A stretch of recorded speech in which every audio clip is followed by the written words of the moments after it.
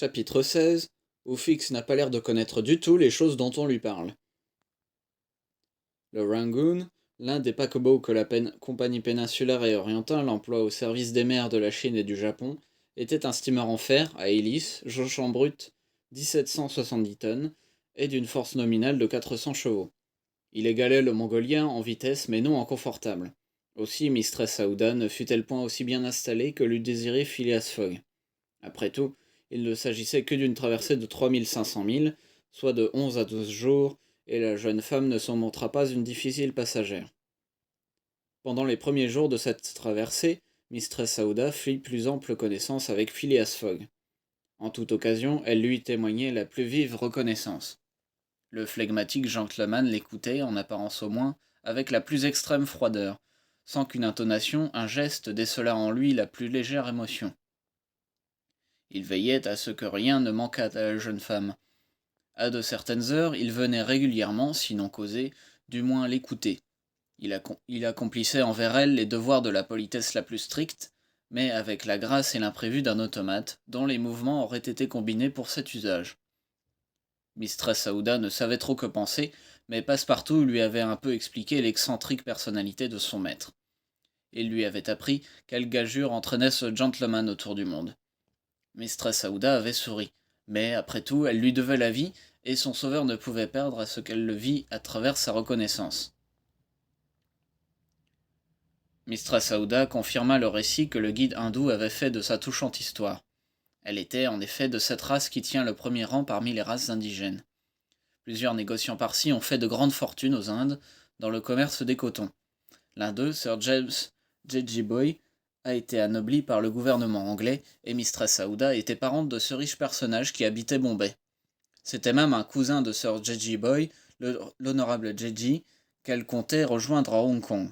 Trouverait-elle près de lui refuge et assistance? Elle ne pouvait l'affirmer. À quoi M. Fogg répondait qu'elle n'eût pas à s'inquiéter et que tout s'arrangerait mathématiquement. Ce fut son mot. La jeune femme comprenait-elle cet horrible adverbe? On ne sait.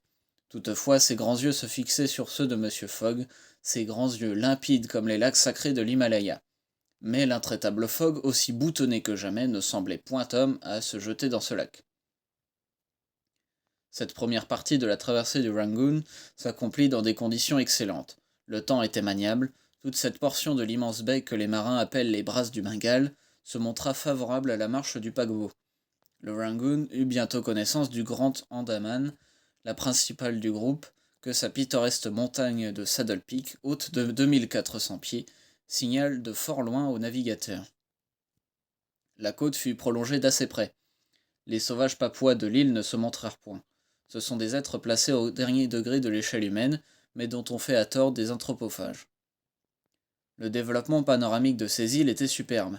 D'immenses forêts de lataniers, d'arègues, de bambousiers, de muscadiers, de tecs, de gigantesques mimosées, de fougères arborescentes couvraient le pays au premier plan, et en arrière se profilaient l'élégante silhouette des montagnes.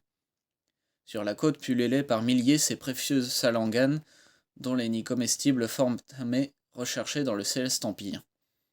Mais tout ce spectacle varié, offert au regard par le groupe des Andaman, passa vite et le Rangoon s'achemina rapidement vers le détroit de Malacca, qui devait lui donner accès dans les mers de la Chine.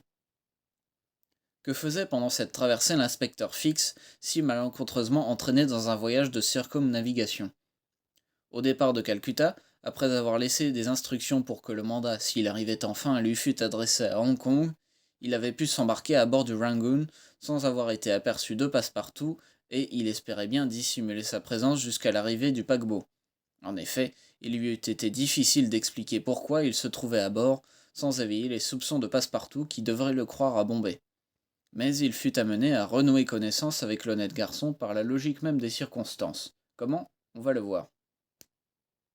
Toutes les espérances, tous les désirs de l'inspecteur de police étaient maintenant concentrés sur un unique point du monde, Hong Kong, car le paquebot s'arrêterait trop peu de temps à Singapour pour qu'il pût opérer en cette ville. C'était donc à Hong Kong que l'arrestation du voleur devait se faire, où le voleur lui échappait, pour ainsi dire, sans retour. En effet, Hong Kong était encore une terre anglaise, mais la dernière qui se rencontra sur le parcours. Au-delà, la Chine, le Japon, l'Amérique offraient un refuge à peu près assuré au sieur Fogg. À Hong Kong, s'il y trouvait enfin le mandat d'arrestation qui courait évidemment après lui, Fix arrêtait Fogg et le remettait entre les mains de la police locale. Nulle difficulté. Mais, après Hong Kong, un simple mandat d'arrestation ne suffirait plus. Il faudrait un acte d'extradition. De là, retard, lenteur, obstacles de toute nature, dont le coquin profiterait pour échapper définitivement. Si l'opération manquait à Hong Kong, il serait sinon impossible, du moins bien difficile, de la reprendre avec quelque chance de succès. Donc, se répétait Fix pendant ces longues heures qu'il passait dans sa cabine, donc, ou le mandat sera à Hong Kong et j'arrête mon homme, ou il n'y sera pas, et cette fois il faut à tout prix que je retarde son départ. J'ai échoué à Bombay, j'ai échoué à Calcutta. Si je manque mon coup à Hong Kong, je suis perdu de réputation. Coûte que coûte, il faut réussir. Mais quel moyen employer pour retarder, si cela est nécessaire, le départ de ce maudit Fogg? En dernier ressort, Fix était bien décidé à tout avouer à Passepartout, à lui faire connaître ce maître qu'il servait et dont il n'était certainement pas le complice. Passepartout, éclairé par cette révélation, devant craindre d'être compromis, se rangerait sans doute à lui. Fix. Mais enfin, c'était un moyen hasardeux, qui ne pouvait être employé qu'à défaut de tout autre. Un mot de Passepartout à son maître eût suffi à compromettre irrévocablement l'affaire. L'inspecteur de police était donc extrêmement embarrassé quand la présence de Mistress Aouda à bord du Rangoon, en compagnie de Phileas Fogg, lui ouvrit de nouvelles perspectives. Quelle était cette femme? Quel concours de circonstances en avait fait la compagne de Fogg? C'était évidemment entre Bombay et Calcutta que la rencontre avait eu lieu. Mais en quel point de la péninsule? Était-ce le hasard qui avait réuni Phileas Fogg et la jeune voyageuse? Ce voyage à travers l'Inde, au contraire, n'avait-il pas été entrepris par ce gentleman dans le but de rejoindre cette charmante personne? Car elle était charmante. Fix l'avait bien vue dans la salle d'audience du tribunal de Calcutta. On comprend à quel point l'agent devait être intrigué. Il se demanda s'il n'y avait pas dans cette affaire quelque criminel enlèvement. Oui, cela devait être. Cette idée s'incrusta dans le cerveau de Fix, et il reconnut tout le parti qu'il pouvait tirer de cette circonstance. Que cette jeune femme fût mariée ou non, il y avait enlèvement, et il était possible à Hong Kong de susciter au ravisseur des embarras tels qu'il ne pût s'en tirer à prix d'argent. Mais il ne fallait pas attendre l'arrivée du Rangoon à Hong Kong.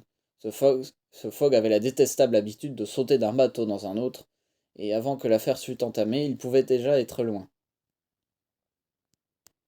L'important était donc de prévenir les autorités anglaises et de signaler le passage du Rangoon avant son débarquement. Or rien n'était plus facile puisque le paquebot faisait escale à Singapour, et que Singapour est relié à la côte chinoise par un fil télégraphique. Toutefois, avant d'agir et pour opérer plus sûrement, Fix résolut d'interroger Passepartout. Il savait qu'il n'était pas très difficile de faire parler ce garçon, et il se décida à rompre l'incognito qu'il avait gardé jusqu'alors. Or, il n'y avait pas de temps à perdre. On était au 30 octobre, et le lendemain même le Rangoon devait relâcher à Singapour. Donc, ce jour-là, Fix, sortant de sa cabine, monta sur le pont dans l'intention d'aborder Passepartout le premier, avec des marques de la plus extrême surprise. Passepartout se promenait à l'avant, quand l'inspecteur se précipita vers lui, s'écriant: Vous, sur le Rangoon? Monsieur Fix à bord? Répondit Passepartout, absolument surpris, en reconnaissant son compagnon de traversée du Mongolia. Quoi? Je vous laisse à Bombay et je vous retrouve sur la route de Hong Kong? Mais vous faites donc vous aussi le tour du monde? Non, non, répondit Fix, et je compte m'arrêter à Hong Kong, au moins quelques jours. Ah, dit Passepartout, qui parut un instant étonné. Mais comment ne vous ai-je pas aperçu à bord depuis notre départ de Calcutta? Ma foi, un malaise, un peu de mal de mer, je suis resté couché dans ma cabine. Le golfe du Bengale ne me réussit pas aussi bien que l'océan Indien. Et votre maître, monsieur Phileas Fogg? En parfaite santé et aussi ponctuel que son itinéraire. Pas un jour de retard. Ah, monsieur Fix, vous ne savez pas cela, vous, mais nous avons aussi une jeune dame avec nous. Une jeune dame? Répondit l'agent, qui avait parfaitement l'air de ne pas comprendre ce que son interlocuteur voulait dire. Mais Passepartout l'eut bientôt mis au courant de son histoire. Il raconta l'incident de la pagode de Bombay, l'acquisition de l'éléphant au prix de 2000 livres, l'affaire du Chutti, l'enlèvement d'Aouda, la condamnation du tribunal de Calcutta, la liberté sous caution. Fix, qui connaissait la dernière partie de ces incidents, semblait les ignorer tous, et Passepartout se laissait aller au charme de narrer ses aventures devant un auditeur qui lui marquait tant d'intérêt. Mais en fin de compte, demanda Fix, est-ce que votre maître a l'intention d'emmener cette femme en Europe? Non pas, monsieur Fix, non pas. Nous allons tout simplement la remettre aux soins de l'un de ses parents, riche négociant de Hong Kong. Rien à faire, se dit le détective en dissimulant son désappointement. Un verre de gin, monsieur Passepartout? Volontiers, monsieur Fix. C'est bien le moins que nous buvions à notre rencontre à bord du Rangoon.